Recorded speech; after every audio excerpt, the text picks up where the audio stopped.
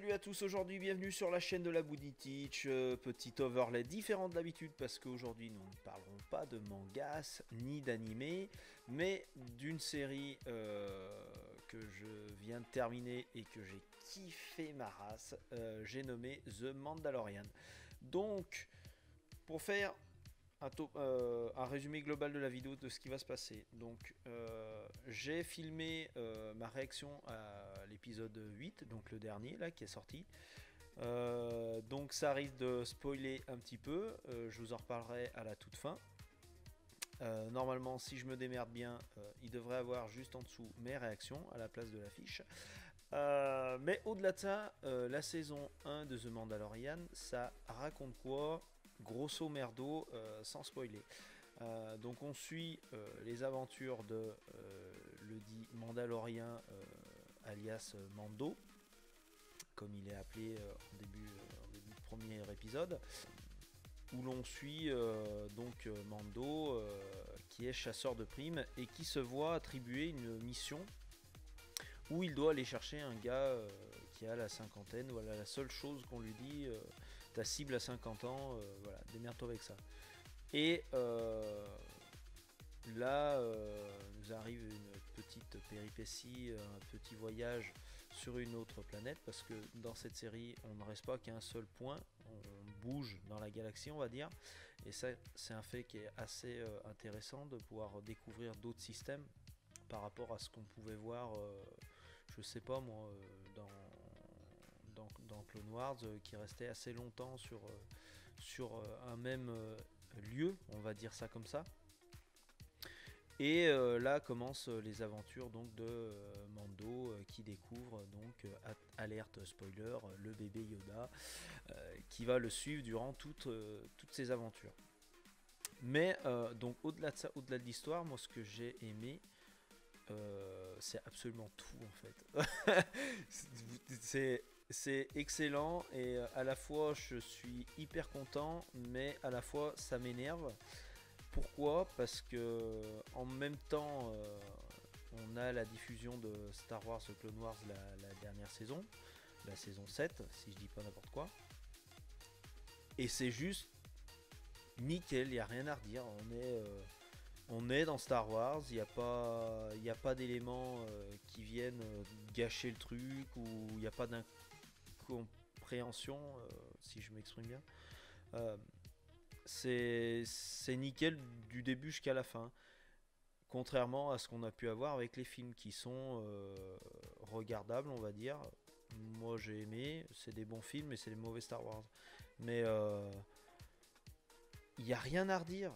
Quand on voit le travail qui a été fait sur les deux séries, bon, une série d'animation et une série avec des acteurs en prise de vue réelle, on va appeler ça comme ça, il n'y a rien à redire. Et sur les films, bah, tu es obligé d'attendre des interviews d'un Pécor ou de je sais pas qui là, pour nous expliquer un truc qui est dans le film, qu'on aurait dû comprendre dans le film. Moi quelque part ça me casse les couilles, voilà, je le dis, oui, je suis vulgaire, mais à un moment merde. Non mais voilà, pour dire que la série, il y a vraiment rien à redire, le rythme est nickel. Les musiques, la musique, putain. n'en parlons pas. La musique le thème du Mandalorien, c'est mon réveil maintenant, pour vous dire. Je me lève Mandalorien, je mange Mandalorien. Je vais me reconvertir, je vais m'appeler The Mandalorian D-Teach ou The Mandalorian D-Laboon, j'en sais rien, mais je sais pas, c'est un truc de fou. Mais cette série m'a vraiment réconcilié avec Star Wars, parce que c'est vrai que je suis parti sur un peu chafouin du dernier film, mais au-delà de ça, pour en revenir à la série, mais c'est juste extraordinaire. Le dernier épisode, attention, ça va commencer à se poiler pour ceux qui ne veulent pas, qui n'ont pas eu le temps encore de découvrir le dernier épisode ou même la série. Déjà, je vous conseille, je vous recommande, je vous oblige, je vous ordonne d'aller voir cette série, parce qu'elle est géniale du début jusqu'à la fin. Le rythme est soutenu, C'est pas calculé d'avance. Enfin, moi j'ai été surpris. Je veux dire, c'est pas. Tu vois l'épisode, tu dis bah, voilà, là, tu peux pas être un oracle là-dessus. Pour ma part, parce que je suis peut-être incrédule, mais tu peux pas deviner à l'avance ce qui va se passer. Comme dans Dragon Ball Super par exemple, où c'est un peu calculé d'avance ce qui va se passer. Enfin bon, bref, on n'est pas là pour parler de Dragon Ball. Sinon, si on était là pour parler de Dragon Ball, j'aurais fait ça, hein, mais bon, effectivement, c'est pas le sujet d'aujourd'hui, donc on revient là. Donc voilà, donc pour résumer un peu la saison 1. Donc si vous ne l'avez pas vue, je vous conseille fortement d'aller la voir. Si vous ne l'avez pas vu, donc je pense on va se quitter ici. Donc mettez un like, un pouce bleu, tout ça. Vous avez l'habitude. Abonnez-vous, partagez. Et voilà. Pour ceux qui restent, on va donc parler de l'épisode 8. Juste une dinguerie. Hein. Je vous mets un passage que j'ai tourné au tout début, juste avant l'épisode. Voilà. Et bonjour à tous. Il passe juste en dessous. Je vais fermer ma gueule sinon on ne m'entendrait pas. Parce que... Voilà. 8 de The Mandalorian. Et donc il y a des passages où franchement je me suis pété une barre. Les deux Stormtroopers, là, les Scout Troopers sur leur moto, mais eux ils m'ont tué de rire. Leur putain de flingue là qui arrive pas à viser. Et c'est là qu'on s'aperçoit d'un truc, c'est que l'armure des Stormtroopers ou même leur équipement est à chier. Il est vraiment à chier. Les armures qui se pètent avec un coup de marteau, enfin je sais pas, on vit dans un univers où t'as des sabres laser, les mecs qui se tirent dessus à coups de blaster, et les armures, tu leur fous un coup de marteau, elles s'explosent comme si c'était un mug. Je suis désolé, à un moment il va falloir m'expliquer. Enfin bon, cet épisode, on est passé de, enfin je suis passé du rire, pas aux larmes, mais presque. Surtout quand j'ai vu la fin d'épisode. Hein, ouais, je passe du coq à l'âne, on s'en fout. Il y a vraiment cette fin, mais alors j'ai dit, mais attends. Alors déjà le robot il meurt. J'étais pas game. Après, on a l'autre FDP, là, celui qui sort de nulle part. Ouais, je suis le mof machin, mes fesses. T'as même pas été introduit, tu viens foutre le sbeul. Tu fous le bordel. À un moment, va falloir qu'il m'explique quelque chose. Mais il y a un moment où il faut qu'il m'explique quelque chose. C'est ça, ce qui se passe en dessous. Faudra qu'il m'explique à la fin. Parce que j'étais pas bien. Je vous passe l'extrait. D'où il a le sabre noir, Voilà, l'autre ce fils de pute. Il te sort un sabre noir.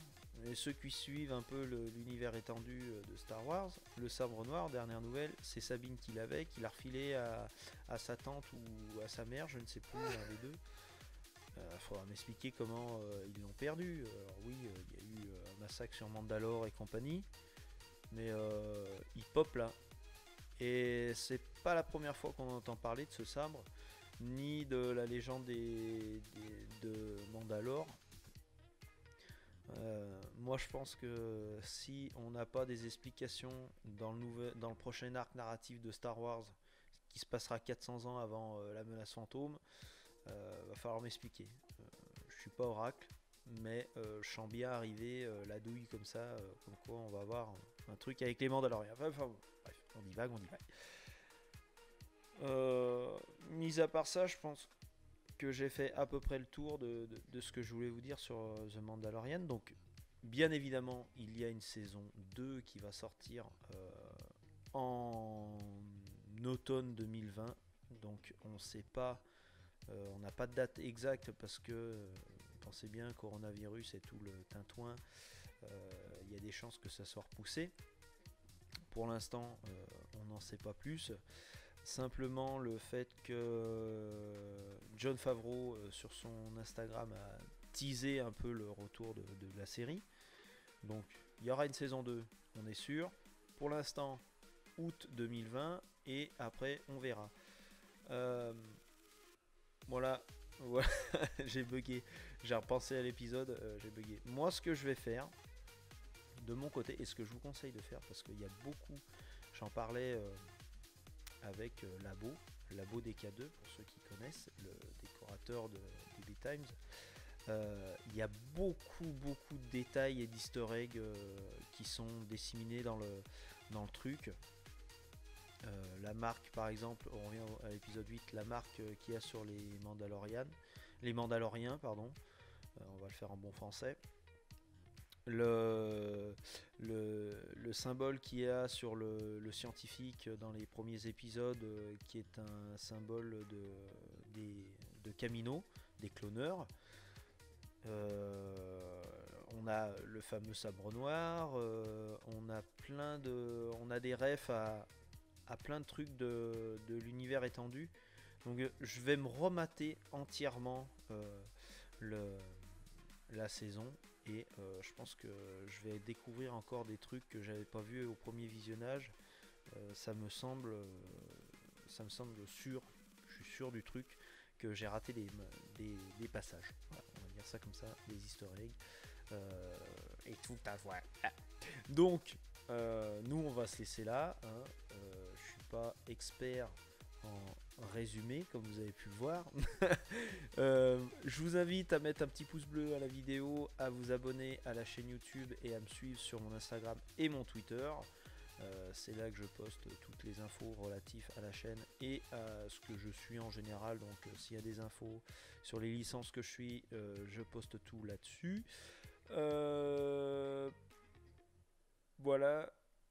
Voilà, j'ai bugué, pardon.